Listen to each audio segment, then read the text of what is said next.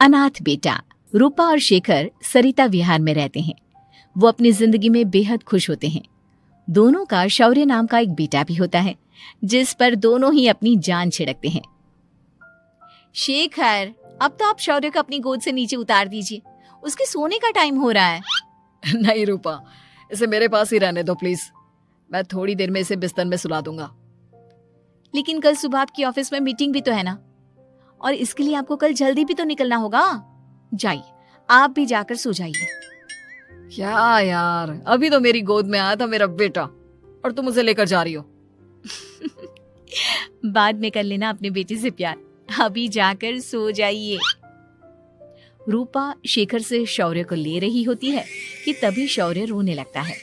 शौर्य को रोता देखकर रूपा उसे फिर से शेखर को थमा देती है। आपका बेटा ना एक नंबर का नौटंकी है, बिल्कुल आप पर गया है वो। साफ बोलो ना, तुम्हें जलन होती है हम दोनों बाप बेटे का प्यार देखकर। पहले बड़ा तो होने दो तुम शौर्य को, फिर देखना वो सबसे ज्यादा मुझे ही प्यार करेगा। देखते हैं। ऐसे ही दिन बीतते चले जाते हैं और एक दिन कैंसर की बीमारी के चलते रूपा की मौत हो जाती है। अब शौर्य 3 साल का हो चुका होता है, जिसके कारण उसकी दादी शेखर पर दूसरी शादी का दबाव बनाने लगती है। शेखर, शौर्य अभी बहुत छोटा है और उसे इस समय एक माँ के प्यार की बहुत जरूरत है। माँ, मुझे दूसरी शादी नहीं करनी। क्या पता जो दूसरी औरत आएगी वो मेरे बेटे को एक माँ का प्यार दे या ना दे। तो रूपा की छोटी बहन वैशाली से ही शादी क्यों नहीं कर लेता? वो तो शौर्य को एक माँ का प्यार पूरा दे सकती है ना।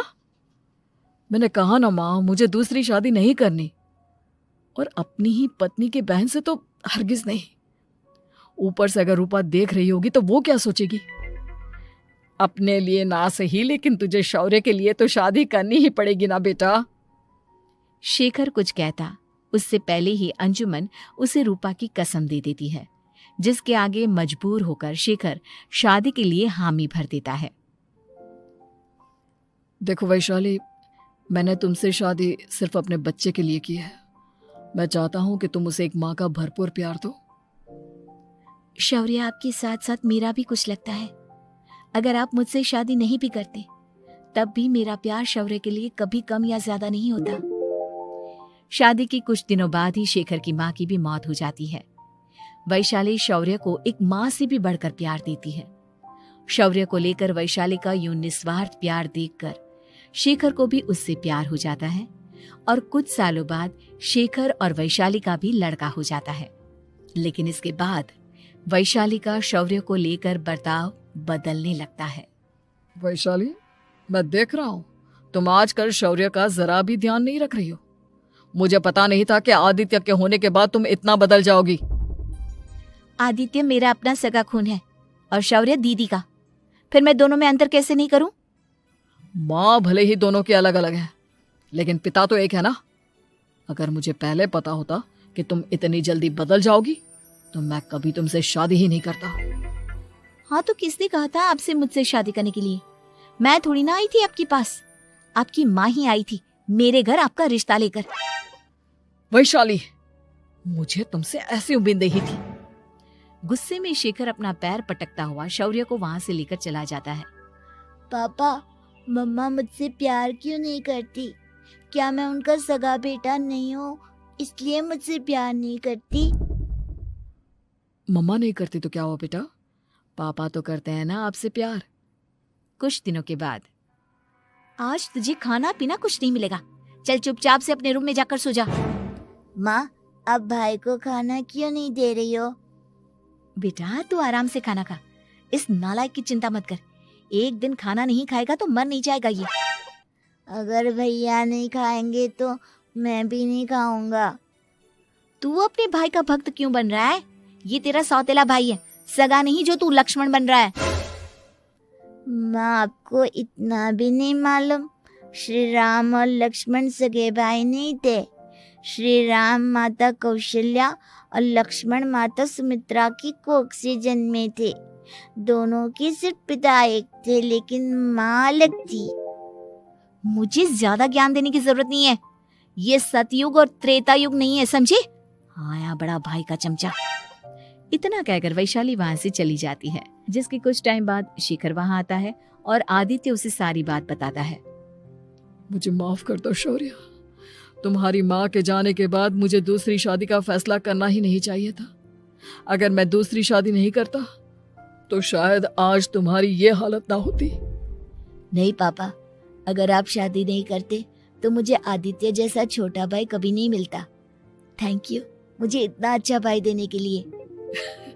तुम दोनों हमेशा ऐसे ही साथ रहना, फिर कोई भी तुम दोनों का कुछ नहीं बिगाड़ पाएगा। चलो मैं तुम दोनों को आइसक्रीम खिला कर लाता हूँ, बहुत भूख लग रही है ना। शिखर शौर्य और आदित्य को आइसक्रीम दिलाने लेकर जाता है। वो दोनों को पार्क में खड़ा करके आइसक्रीम लेने जा ही रहा होता है, तभी तेज रफ्तार से आती हुई एक गाड़ी उसे कुचल देती है और उसी पल शेखर की मौत हो जाती है, जिसके बाद शौर्य की जिंदगी नर्क से भी बदतर हो जाती है। सुन रहे चिरकुट, इस घर के किसी भी सामान को मेरी मर्जी के बगैर हाथ मत लगाना। इन सब पर अब तेरा कोई हक नहीं है, समझा? ठीक है माँ, मैं आपकी इजाजत के बगैर किसी चीज को हाथ नहीं लगाऊंगा। चल जाकर अब पूरे घर की सफाई कर। महज 7 साल का शौर्य वैशाली के कहने पर अपने नन्हे नन्हे हाथों से पूरे घर की सफाई करने लगता है। ऐसे ही दिन बीतने लगते हैं, लेकिन मासी से माँ बनी वैशाली को उस मासूम से बच्चे पर जरा भी तरस नहीं आता। क्यों शौर्य, ये घर में इतनी गंदगी कैसे हो रही है? ढंग से सफाई नहीं की है क्या तूने? माँ मैंने तो अच्छे से सफाई की थी, लेकिन आदित्य बार बार इधर उधर चलकर गंदा कर देता है। अच्छा, खुद से एक काम ढंग से नहीं होता और अपनी गलतियों का जिम्मेदार मेरे बेटे को ठहराता है। इतना कहकर वैशाली बांस का डंडा उठाकर शौर्य को जोर जोर से मारने लगती है। तभी वहां वैशाली के मायके वाले भी आ जाते हैं और उसकी सारी करतूतें देख लेते हैं। माँ मैं ऐसा क्या करूं जिससे आप मुझे भी आदित्य के जितना प्यार करोगी? बोलिए ना माँ, मेरे क्या करने से आपके अंदर मेरे लिए ममता जागेगी? वैशाली शौर्य की एक नहीं सुनती, उसके ऊपर डंडे बरसाती जाती है। हद पार होते देख वैशाली की माँ उसका हाथ पकड़ती है और जोर से उसे थप्पड़ मारती है। यही सब करने के लिए तूने दामाद जी से शादी की थी? हमने सपने में भी तुझसे ऐसी हरकत की उम्मीद नहीं की थी। तू माँ नहीं, माँ के नाम पर एक धब्बा है। बस कीजिए माँ, आदित्य के इस दुनिया में आने से पहले मैंने इसे बहुत प्यार किया था, लेकिन अब जब मेरी खुद की औलाद है तो मैं किसी और के बच्चे से प्यार क्यों करूं? अरे नालायक औरत, जिसे तू किसी और का बच्चा कह रही है वो तेरी खुद की सगी बहन का बच्चा है। बहन है तो क्या हुआ, मेरे अपने बच्चे से बढ़कर तो नहीं हो सकता ना ये कभी। अगर यही बात थी तो तू हमें पहले बता देती, हम शौर्य को अपने साथ ले जाते। उसे इस तरह प्रताड़ित करने की क्या जरूरत थी? अगर आपको लेकर जाना है ना तो ले जाइए इसे, मैं नहीं रोकूंगी। नहीं माँ, मुझे कहीं नहीं जाना, मुझे आपके साथ ही रहना है। मैं तेरी कोई माँ बाबा नहीं हूँ, तेरी माँ मर चुकी है, समझा? अब निकल जा मेरे घर से। माँ अब बहुत गंदी हो, मुझे भी नहीं रहना आपके साथ, मैं भी भाई के साथ ही जाऊंगा। अरे तू क्यों जाएगा, तू तो मेरा सगा बेटा है, जाने दे इसे। हम यहाँ ऐश से रहेंगे, तुम्हारे पापा बहुत सारी जमीन जायदाद छोड़ गए हैं तुम्हारे लिए। नहीं माँ, मुझे भाई के साथ जाना है। आप अच्छी नहीं हो, आप बहुत बुरी हो, आप भाई को बहुत परेशान करती हो। देख वैशाली, तुझसे ज्यादा समझ तो इस मासूम बच्चे में है। ये तेरे बुरे कर्मों का ही नतीजा है जो आज तेरी सगी औलाद खुद से तुझे ठुकरा रही है। आदित्य, तुझे इस शौर्य ने भड़काया है ना मेरे खिलाफ? नहीं माँ, मुझे किसी ने भड़काया नहीं, पर मैं सब देखता हूँ, सब समझता हूँ। भाई बहुत अच्छा है, वो आपकी जैसा नहीं है। चलिए नानी।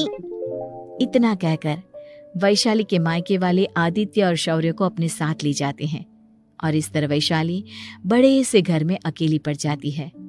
2 बेटों के होते हुए भी आज उसे माँ कहकर बुलाने वाला कोई नहीं होता।